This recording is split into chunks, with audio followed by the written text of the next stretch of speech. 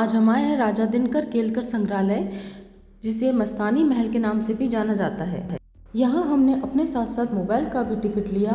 यहाँ आप बिना टिकट के फोटोग्राफी नहीं कर सकते। मेरी एक सलाह है कि आप मोबाइल साथ में ज़रूर से लेके जाना, वरना आपको बाद में पछताना पड़ेगा कि आप मोबाइल लेके क्यों नहीं आए। हमारी स्टार्टिंग तो बहुत ही शानदार थी, क्योंकि स्टार्टिंग में ही इतनी खूबसूरत संगमरमर की मूर्तियाँ थी और ये वुडन का वर्क स्टार्टिंग से ही बहुत ही अट्रैक्टिव था। गणेश जी की ये प्रतिमा बहुत ही सुंदर लग रही थी। मुझे म्यूज़ियम ऑफ फोर्ट देखना बहुत ही ज़्यादा पसंद है। मैं कोई भी मौका नहीं छोड़ती हूँ। शनिवार वाड़ा और मस्तानी महल में ऑलमोस्ट सेम वुडन वर्क है, जिसमें कि मस्तानी महल की बात ही निराली है। यहाँ इतना खूबसूरत वर्क है। आप देखिए गणेश जी की प्रतिमा कितनी खूबसूरत है। Doctor DG. केलकर ने इस म्यूज़ियम का निर्माण कराया था। ओरिजिनल मस्तानी महल शनिवार वाड़ा के पास कोथरूड में था, जो कि आग लगने के कारण काफ़ी हद तक डैमेज हो गया था। कई लोग इस म्यूज़ियम को मस्तानी महल के नाम से भी जानते हैं, पर मैं आपको बताना चाहूँगी कि इस म्यूज़ियम का एक पार्ट है मस्तानी महल। ये महावीर भगवान की 10th सेंचुरी की प्रतिमा है। यहाँ तांबे के इतनी भारी भरकम तिजोरी और संदूक रखे हुए हैं। गणेश जी की प्रतिमाएं बहुत ही सारी हैं। मराठियों में हल्दी कुमकुम का बहुत ज़्यादा यूज़ होता है, तो उसके बॉक्सेस यहाँ पे रखे हुए हैं। कई तरह के संदूक, दीपक, ताले।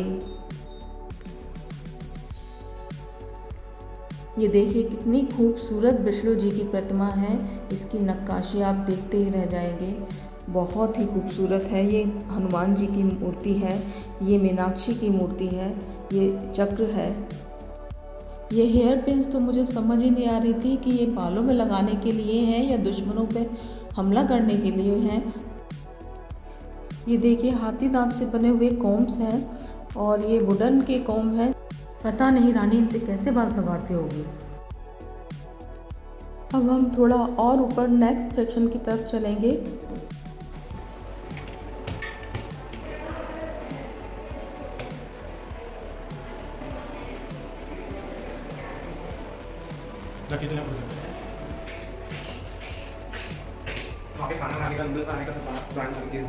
सेक्शन में पुराने समय में जो बर्तन किचन में यूज़ किए जाते थे उनका कलेक्शन है। ये ऊंट के चमड़े से बने हुए पानी के बर्तन हैं। ये बग्गी कितनी खूबसूरत है। पुराने समय में रानियां इसी में घूमने जाती होंगी। यहाँ तांबे, पीतल, कांसे के काफ़ी बड़े बड़े बर्तन और खूबसूरत शोपीस रखे हुए हैं। मैं कोशिश कर रही हूँ कि आपको म्यूज़ियम का एक एक कोना आपको दिखाऊं अपनी नज़र से। पुराने समय में नूडल्स बनाने के लिए ये इन मशीनों का यूज़ किया जाता था। इनकी भी कई तरह की वैरायटी होती थी और ये नूडल्स होल्डर है। इस पे रखकर ही मशीन को नूडल्स बनाए जाते थे। ये आटा पीसने की मशीन है। इन बर्तनों में अनाज और पानी स्टोर किया जाता था। इधर देखिए कितने खूबसूरत वेजिटेबल कटर्स हैं। डिज़ाइनर कटर्स बोल सकते हैं इनको। ये खूबसूरत से बॉक्सेस हैं। अब हम अपने नेक्स्ट सेक्शन की तरफ चलते हैं। यहाँ पर आप देखेंगे कि जानवरों के गले में बांधने वाली घंटी रखी हुई हैं।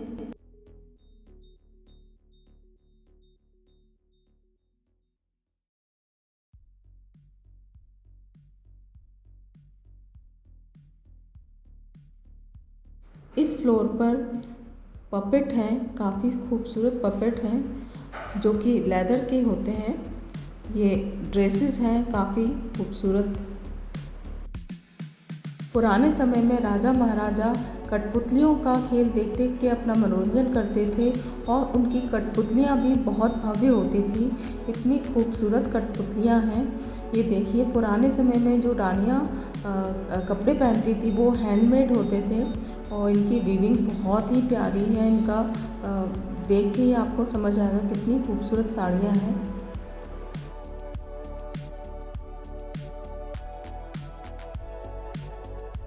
ये देखिए इन्हें लेदर पपेट बोला जाता है।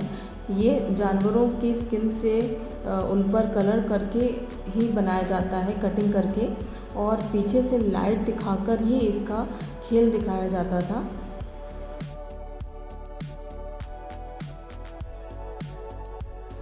ये देखिए कितने खूबसूरत ताले हैं। इन्हें डिज़ाइनर ताले हम कह सकते हैं क्योंकि इतने खूबसूरत लग रहे हैं। इंक पॉट हैं।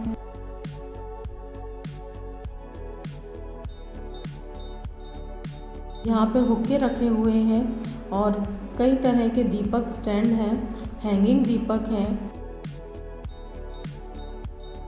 दीपक का कलेक्शन बहुत ही ज़्यादा है क्योंकि उस समय बिजली नहीं होती थी तो इन्हीं से रोशनी की जाती थी।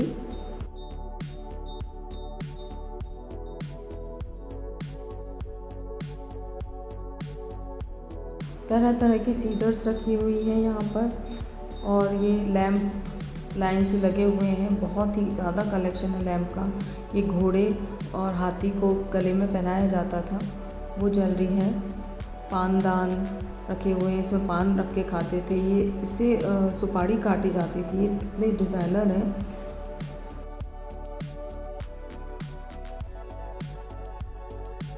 ये फिर से देखिए सुपारी कटर कितने खूबसूरत हैं।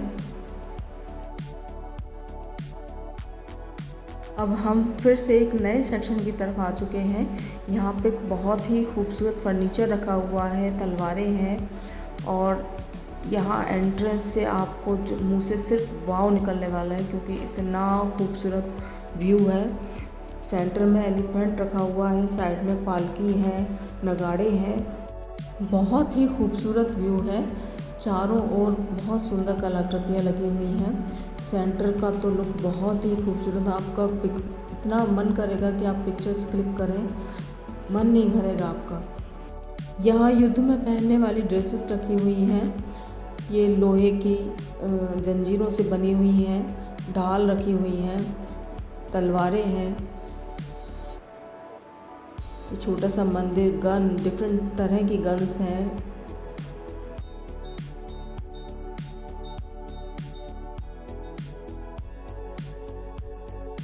फ्रेंड्स, हम फाइनली मस्तानी महल की ओर जा रहे हैं।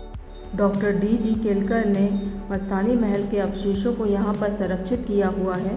बहुत ही सुंदर इंस्ट्रूमेंट यहाँ पर आपको मिलेंगे। सितार, वीणा, जो आप आजकल देखने को नहीं मिलते हैं, वो सभी तरह के तमाम इंस्ट्रूमेंट हैं।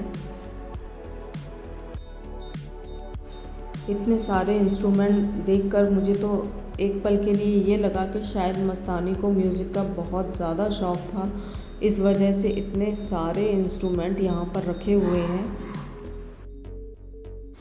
यहाँ पर आके आप सोच सकते हैं कि मस्तानी कितनी लग्जरियस लाइफ जीती थी। उनका महल बहुत ही खूबसूरत था। जितनी खूबसूरत मस्तानी थी उससे भी कहीं ज़्यादा खूबसूरत उसका महल था।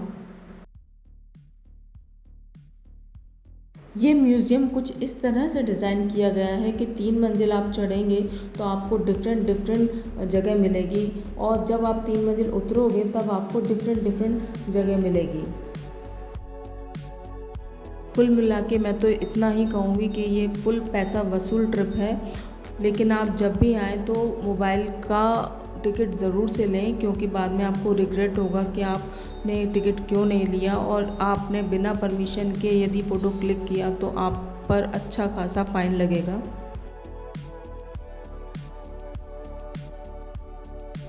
राजा महाराजा इस तरह के गेम्स खेलते थे। ये चौपड़ है और ये शतरंज है जिसमें प्यादे एक्चुअल शेप में बने हुए हैं, और ये कार्ड्स हैं, प्लेइंग कार्ड्स हैं। यहाँ पर वुडन और हाथी दांत से बने हुए दरवाजे हैं। ये घोड़ा और ये हाथी तो बहुत ही खूबसूरत है। इसके साथ ही हमारा सफ़र समाप्त होता है। फिर मिलेंगे, बाय।